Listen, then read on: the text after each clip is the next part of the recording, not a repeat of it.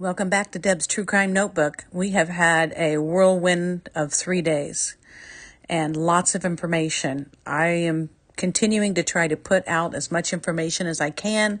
They may be smaller videos just because it takes a long time to do this and I don't want to keep you guys waiting. But here we are with another video. This is video number 11 in 3.5 days. Let's get into it. Detective Vito started an Anthony Shots investigation back in March of 2020.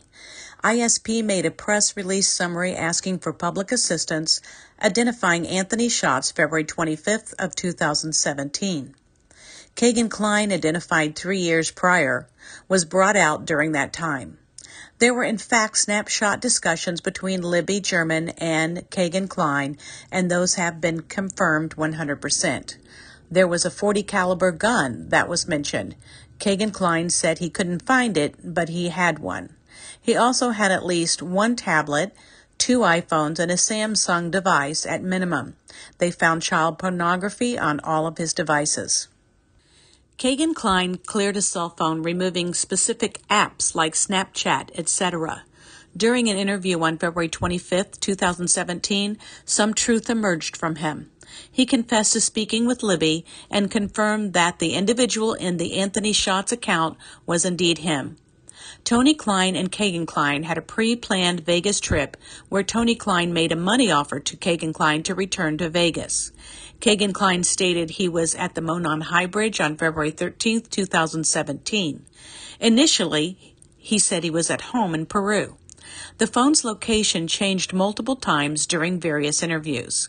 He acknowledged blocking Libby and deleting the communication apps. There were documented instances of violence involving Tony Kline, and law enforcement was aware of this from the start. The interview with Keagan at Grissom was recorded. He mentioned being at the cemetery that day, providing another conflicting account of being in a red Jeep with his father during daylight hours on February 13th. This detail was also mentioned in the interview, along with references to his cell phone and a knife in the Wabash River. And now we know why they were searching the Wabash River and what they were looking for. Baldwin suggested that Keagan Kline could be a suspect due to online interaction between the Anthony Shots profile and Libby. Prosecutor McClellan emphasized that, to present a third-party theory, there must be a clear and significant link between third party and the crime, supported by admissible trial evidence. Christopher Cecil, who has served as a first sergeant in the ISP for almost 20 years and is currently leading the ICTF, was called to testify. During his testimony, he highlighted a significant moment in a video at 2:13 and 51 seconds on February 13th of 2017. This moment captured Libby's phone initially at Delphi High School, then swiftly transitioning to Monon High Bridge, with Abby appearing on the video, and concluding at 2:14 and 34 seconds, resulting in a 43-second clip.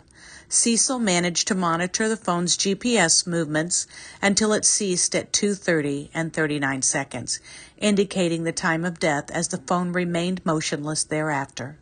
Additionally, Apple Health data revealed Libby's phone journey from her home to the trail, showing a break in a car ride as the reason for the location update, not due to a moving vehicle. The data outlined her progression from the trailhead to walking along the trail. Concerning the alibis of Brad Holder and Johnny Messer, the testimony of Susan, a woman who works at Liberty Landfill with Brad Holder, verified his whereabouts. Work and bank records support Johnny Messer's alibi. The Purdue professor Jeffrey Turco's report was submitted, and the Behavioral Analysis Unit report from the U.S. Marshal Service was also submitted. All of these were submitted by Prosecutor Nicholas McClellan without any objection from the defense attorneys. Thanks for watching Deb's True Crime Notebook. We'll be back with another video very soon. Please like, subscribe, ring the bell for all notifications, leave your comments, and share with a friend and in your groups. There's a lot more to come. and it's going to take some time. And I'll be honest with you, I'm struggling with some of the information that came out yesterday, and if I want to share that, or how I even would go about sharing it. It's very difficult information and very triggering to hear. So pray about that for me, friends, and I'll see you next time on Deb's True Crime Notebook.